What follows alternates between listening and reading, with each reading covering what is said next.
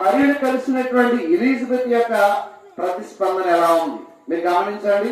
ఈరోజు మనం ఏం నేర్చుకుంటున్నాం అంటే తరాలకు దేవుడు కృపను దేవుడు విస్తరింప చేస్తాడు.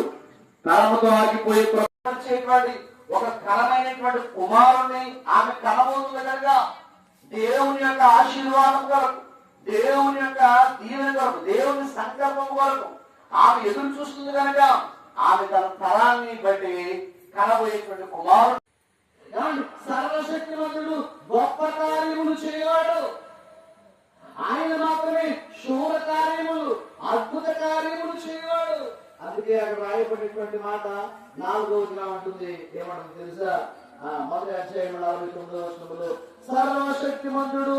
పెండం గర్భం ఉన్నప్పుడు తల్లి చాలా జాగ్రత్త ఉండాలా, లేచినప్పుడు జాగ్రత్తగా ఉండాలి, నిలబడినప్పుడు జాగ్రత్తగా ఉండాలి, ఆమె తినే ఆహారం జాగ్రత్తగా ఉండాలి, ఆమె నిద్రపోయే పొజిషన్ జాగ్రత్తగా ఉండాలి, ఆమె అడుగు తీసి అడుగు వేసే విధానం బాగుండాలి.